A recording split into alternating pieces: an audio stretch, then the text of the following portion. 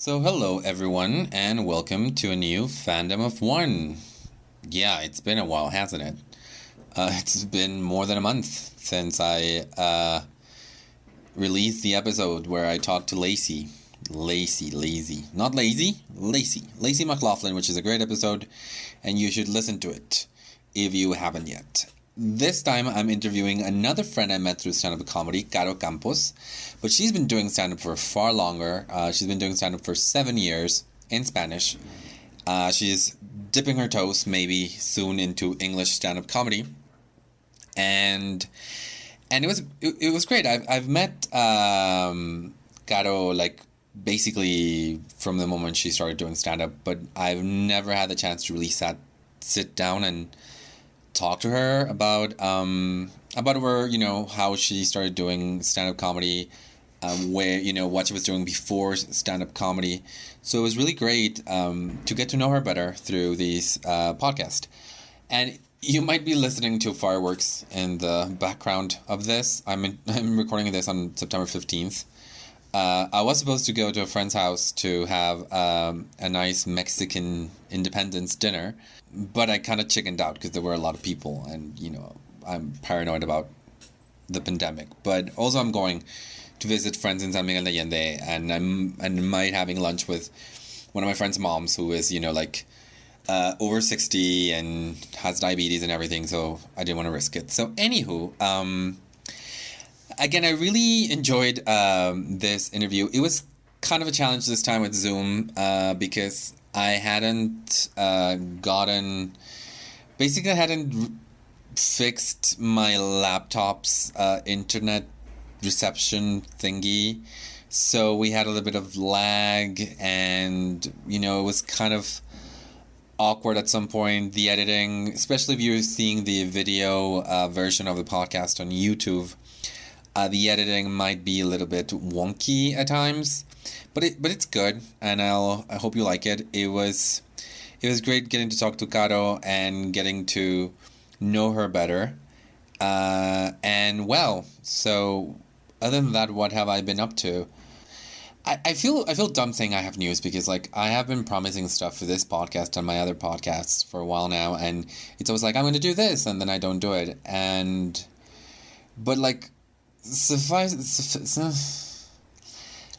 I'll say this. I think therapy has been working. Not wonders, but it's been working. And it's been tough, and it's been, there's been a lot of tears, and there's been a lot of moments of oh my God, I need to know, now I know what I need to do, and now I just have to do it. Which, coincidentally enough, is what happens with these podcasts. But let's just say that I have a schedule that I'm trying to follow with these podcasts. And one of the things I want to do is turn back Fandom of One to what it originally was, which was my own accountability podcast, and kind of if not a train of thought, me talking about things that interest me for half an hour, a la Julie Klausner in How Was Your Week, which is a great podcast if you haven't listened to it. She also releases once every blue moon, but she has far better excuses than I do for why she has an erratic upload schedule. And basically, well, that's the thing. I want to... it's probably not going to be weekly. It's probably going to be bi-weekly as far as Fandom of One is concerned, where I, just sit down and talk to you guys. And by you guys, I mean my phone on my notebook, and see my notes and say oh, this is what I wanted to talk about this week. And this week, there's the Caro Campos interview, so I'm not gonna steal so much more of your time right now, but I will say that you can follow me on social media at Mintonarol, which is my name with all the letters mixed up, Martin Leon, letters all mixed up, Mintonarol. You can support this podcast at Patreon and at Ko-fi. PayPal, sorry, not Ko-fi. And if there's anything you want me to talk about as far as what's happening in social media, I do work in social media, so I spend a lot of time in social media. I have a thing right now. I am I've been so much stressed because I have this thing that I just released for the brand I'm working for on TikTok, and I'm hoping it'll go viral. And I know it's really, it's like every single person's like, well, I hope this goes viral. But yeah, that's what's happening. But yeah, like I do want to talk about like social media. I saw the documentary called The Social Dilemma on Netflix, which is great. And if you like that, you should also watch In Search of a Flat Earth on YouTube, which is on Dan Olson's YouTube channel, which is Folding Ideas. It is a fantastic look, not only at flat Earth, but also at QAnon and at basically how, it is expanding on the idea that social media leads people on these like, funnels towards conspiracy theories, and how these conspiracy theories are, affecting us, be it by, believing in them or just by being affected by people that believe in them. And how dumb they are, because they are really dumb. If you believe in a conspiracy theory, I'm sorry, you are dumb. Unlike me, I'm always smart, and the only conspiracy theory I believe in is that my mom angered a witch when I was born, and this is why I have been stuck at 9,500 followers on Twitter for a long time. I don't even know for how long. It's just been ages. My God. And I know 10,000 followers won't make me happy, but I still want them. It's like this other guy I was talking to who's like, I know apps won't make me happy, but I still want them. And I'm like, well, I still want you to have them. Anywho, so this is Caro Campos. Hope you enjoy this interview. I will give you her socials at the end of the interview. Please enjoy.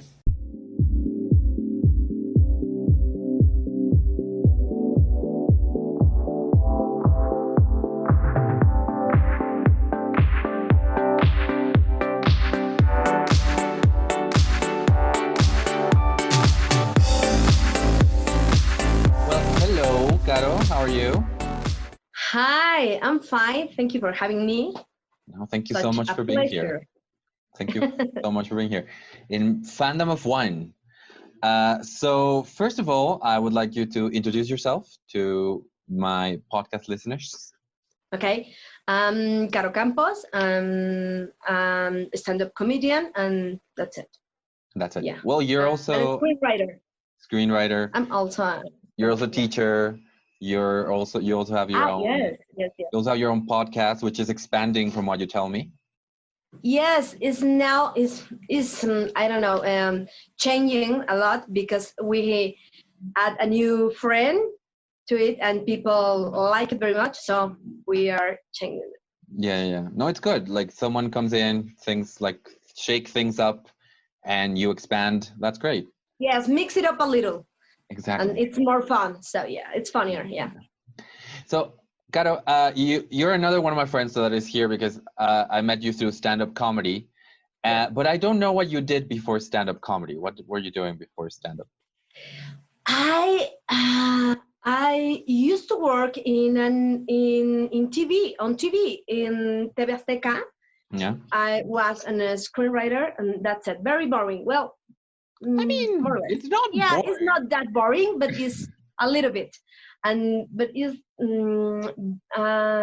very, I don't know, it's very, I remember my last year over there that I really was really tired because, TV is, I don't know, you had to be it's not like a job like 9 to 5 at all. You have to be like live there.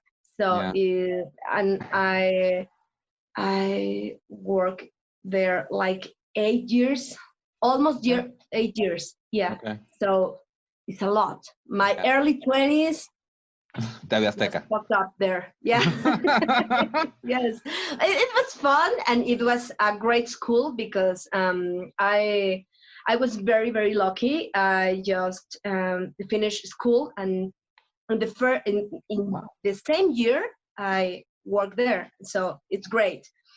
And it's almost like a dream come true because I studied communication. So it's like, I really want to be a screenwriter. And then I had this great opportunity.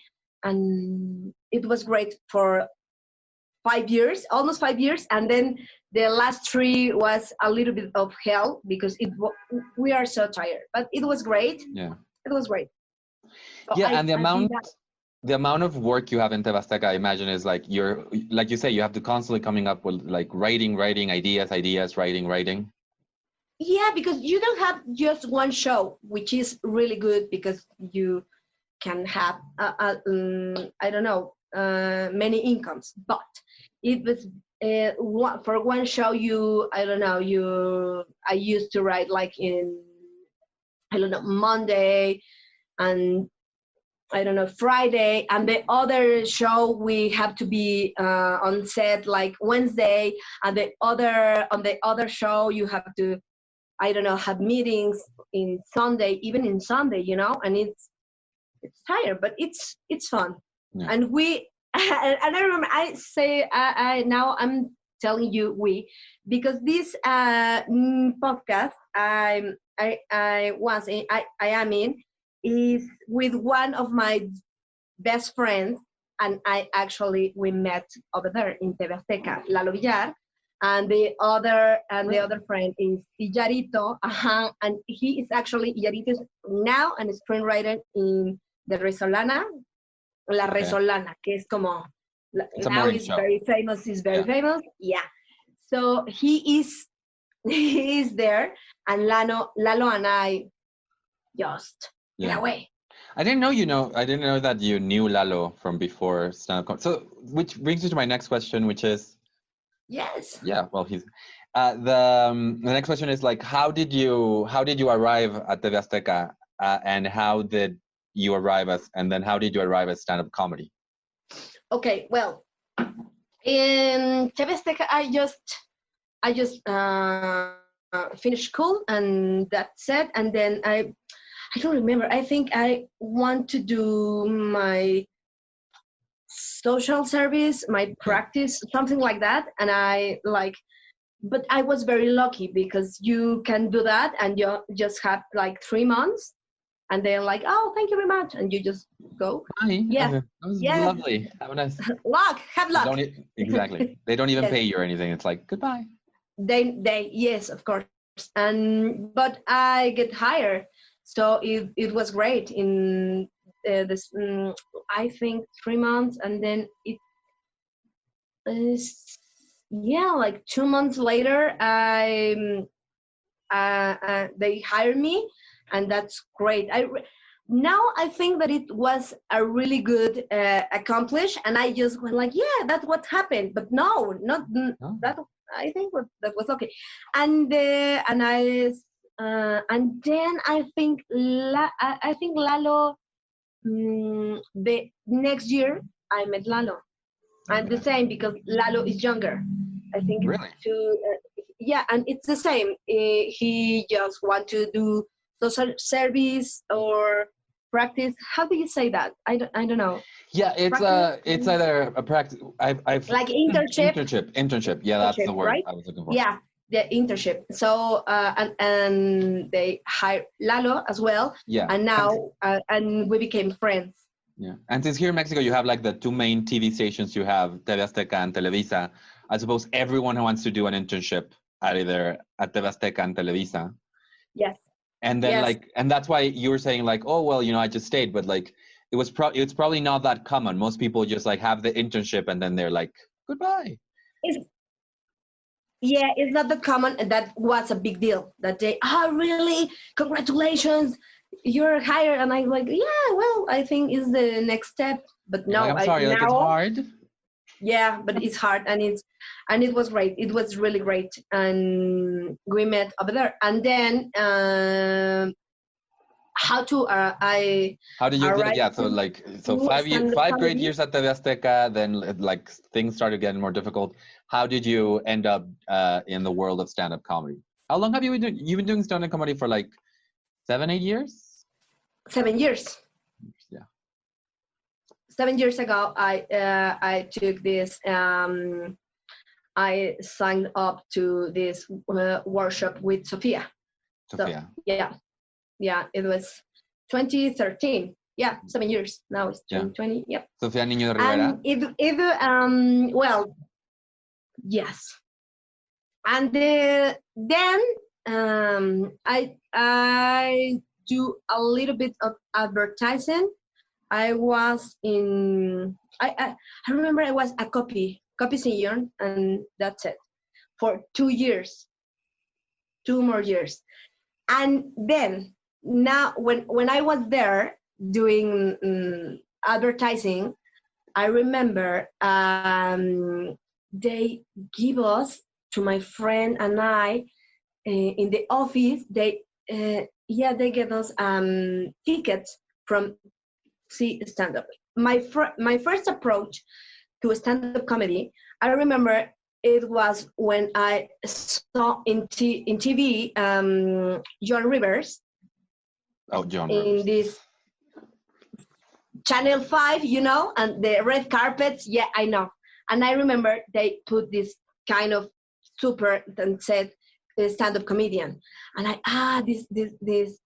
this person is a stand-up comedian. And then VH1 have a lot of shows, a lot of comedy shows, and I remember I start to recognize Sarah Silverman and Chelsea Handler, maybe Amy Schumer. I don't remember very well, and then again the supers that say on the screen stand-up comedian, and I remember, oh, that's great. So when I have those tickets with my friend, and it's very, I don't remember why in this advertising company they gave us these tickets. Well, they did, and we went, and I remember I thought, okay, I'm gonna see maybe these American stand-up comedians. I don't have, I remember I didn't have idea that it's gonna be Mexican people, and stand-up comedy is already here. So it was a very good surprise. And I remember everybody has this friend who tells you, you are so funny and you're a screenwriter, you can do this. And I remember I saw, it was Sophia, I think Adriana Chavez, Gloria Rodriguez, Isaac Salame. You. I was there? Yes. You actually, yes. I remember. Was it at El Bataclan? Manuna, yes. I remember that's exactly moment when I fell in love with this amazing one-liner that you had. That is, please, give us the Prince Charming one, that I have so many fetishes that my Prince Charming is in jail. I love that. Yes. I think is the best. Is the best one-liner I ever heard. So, yes, that's the show. And I saw Comedy Central, and this thing is already here in Mexico. I don't remember, and it was great. And my friend told me, like, you're so funny, you can do this. And actually, she is one of my best friends, and she set me up for the workshop. I didn't, so she it's already done. You just have to present yourself it was Bataclan next Monday.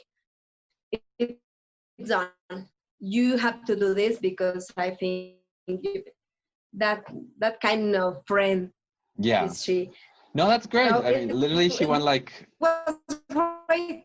That's why I start doing that. So, no, it's great that your friend was the kind of friend that she was like, I don't care if you want to do it or not. I'm going to make you do it. Yes, and that's it. And I think when I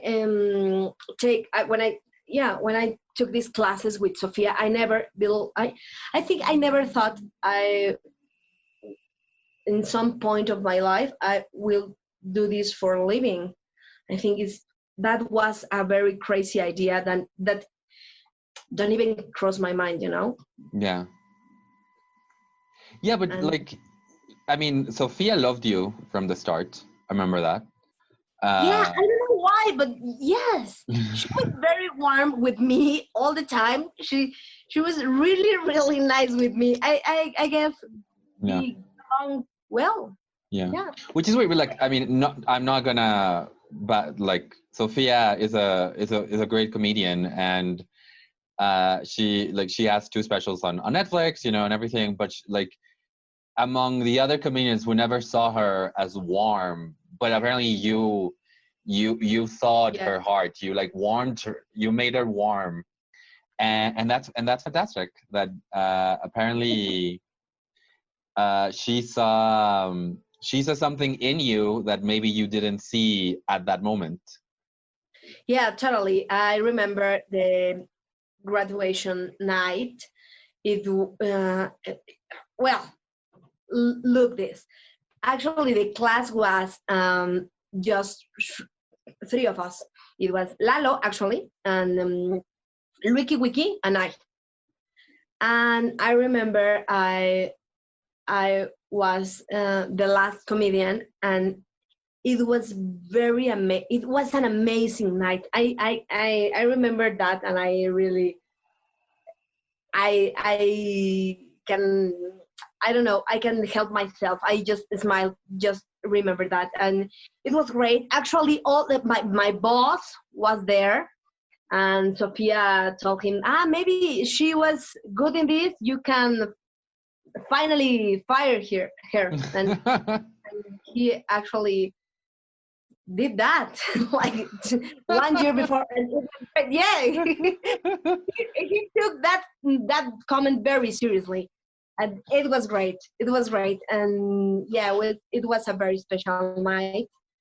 And then Sophia took me like in her wing or something like that. It was really well. It was really good days, and I think I was very lucky at that point, and that's it. And I became like kind of an opener like that in all the shows, and in one tour in I think it was 2016, and it was great because you know, when you are just in the beginning of your career, you never thought you can handle more than, I don't know, 20 people or 15 or maybe 40, 50. It's Totally. crazy. Like, it's crowded. This place is crowded.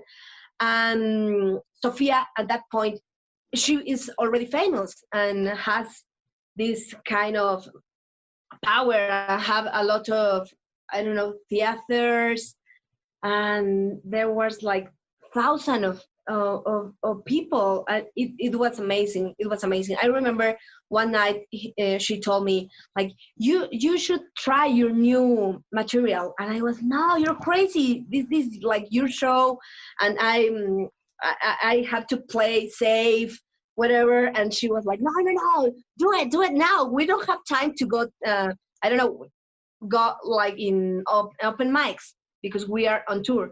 All the And time. yeah, well, maybe. And that kind of show was like an open mic. It was crazy, you know, but it works.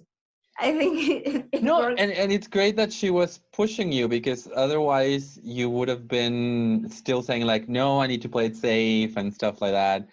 But Yeah, instead, she was pushing you like, no, like, you take advantage of the fact that you have all these people, and you can. And in the end, like, you know, the great thing about opening is that if you do well, people will be like, that was amazing. And if you don't do well, nobody will remember you. They'll be like, yes. But and, I think it was a tricky business, right? Like, this comedy is a tricky business because yes, when people like, I don't know, 3,000 people, I don't know, they want to I don't know, buy a ticket and see Sophia do her thing, which they love, and they are actually in that mood. I don't, I don't think, I'm not saying that my material is not good enough or whatever. I don't know, in Woko, do it for 20 comedians, the same set I almost sure that it's not the same, and maybe it'll be more tough. But in that they were, I don't know, the public was so generous, like, oh yeah, this is great, I love stand up, and the stand up became more and more I don't know, familiar Yeah. to a lot of Yeah. persons. So No. yeah, I think it's a tricky business, because I remember when I have this time and we come back and I'm going to an open mic, and what happened? Maybe it's not like, that's not so funny, but I rocked in front 2,000 people. Where you're mad, and no, it's a trick. It's tricky. I think it's Yes. not the same mood. Yeah. Yeah, No, it often we happens have that, to be honest, and it's not the same mood. yeah, and it often does happen that what works in one stage does not work in another. So, but actually, what I want to ask you now is, okay, so you did the tour, you did Sophia, you were doing your podcast and everything, and you have said that you want to start doing stand-up comedy in English. So my question now is, what, like, if you are scared of something or if you're excited, what are you thinking is going to be the challenge to do stand-up comedy in English, and why you want to do stand-up comedy in English? Well, I don't know why I want to do it. I don't know, just for trying something new, I guess, and maybe because all the special that I saw is these comedians in English, and I don't know if I think it's the same process maybe with you, this creative process with you, that you start to think jokes in English. Yes. So maybe that's why, but I think it's very, it's scary, because one of the things that I love the most of being on stage doing stand-up comedy is this part when you have this crowd working. Yeah. That in Spanish is cabareteo. I loved it. Maybe is the best part of my show, I guess. And I think in English it's gonna be difficult, because you have to process the ideas and then traduce it, and then I don't know, and the past perfect, and I don't know. I think it's challenging. It's challenging, but that's why I think it's a little bit scary. But yeah, it's exciting. And I remember I have this casting with Manchita, because Manchita wants in one point she is doing in Pinche Gringo all the stand up, and then she's like, we need more women. And I remember Mir Ramirez and I appears like, yeah, we have 5 minutes. And I remember it was a disaster, because I traduced my Spanish material. Translate my material that I already have, and it's not the same. And I remember, I suck at that. But I don't know. How many times I see you doing in English? I don't know, like 4 times, and you always kill it. Always killing it. Oh, thank you. Yes. I'm gonna invite you more often so you can compliment me in my podcast. Yes.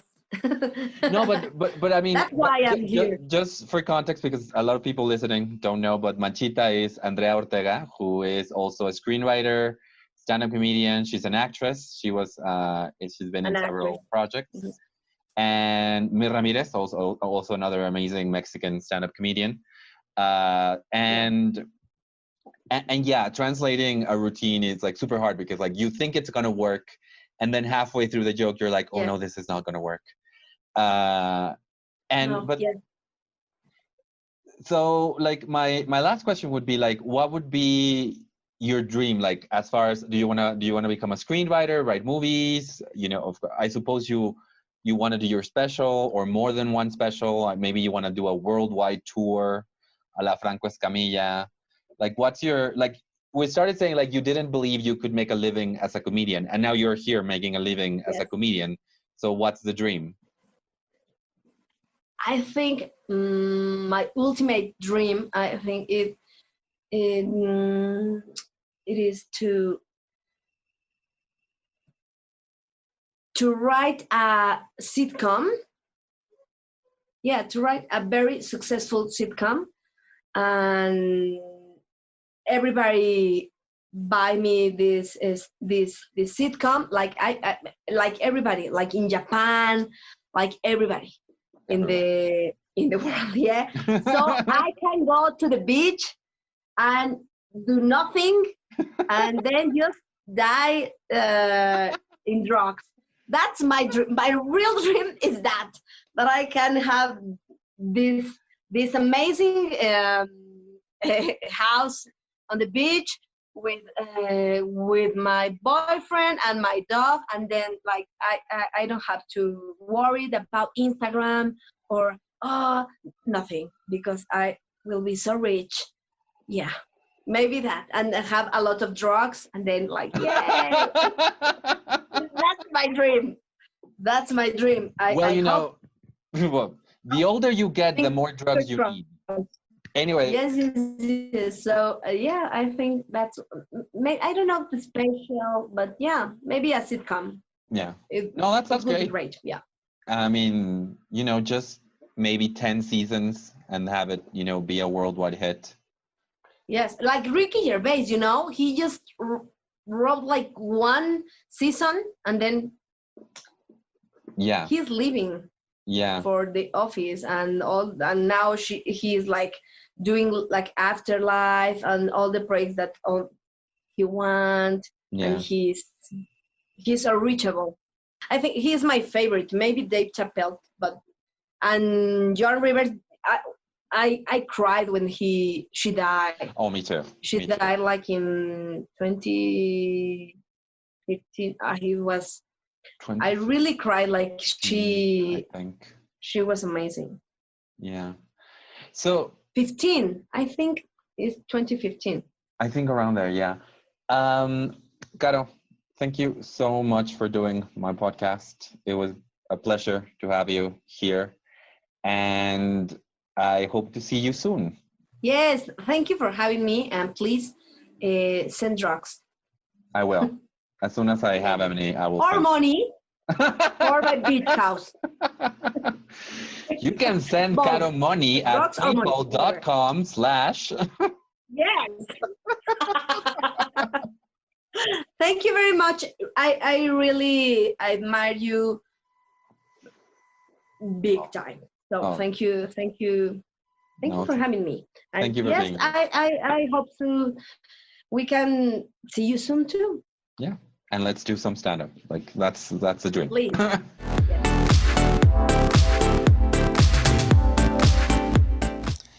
So that was Caro Campos. You can follow her Instagram at Caro Campos with 2 P's, like Caro Campos. The friend she was talking about in the interview is Lalo Villar, who is mostly known, I think, not only for his stand-up, but also for La Ruta La Garnacha, which is his YouTube channel.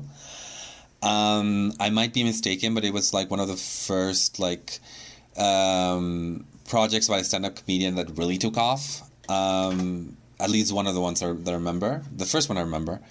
And the podcast they do alongside their friend is called Sabroso, and you will find the links to that on the show notes, which you can find at anchor.com/fandomof1, where you can also leave a voice message if you want to talk about anything that happened in this interview. Again, I hope you enjoyed it, and I really, really want to thank Caro for the name of this episode, which is Comedy is a Tricky Business. I really hope to see Caro try stand-up English soon. And I hope we can be on stage for you to watch us sometime soon too. So again, you can follow me, Martin Leon, at Mentonarel on Instagram and Twitter. and Facebook. I'm also on Facebook as Martin Leon Standup. And I'm also on Patreon, Mentonarel, and PayPal if you want to support this podcast. And thank you so much. I will see you. You will hear me 2 weeks from now, or maybe less. Or, sadly to say, knowing my anxiety and the way my brain works, maybe more. Have a nice week.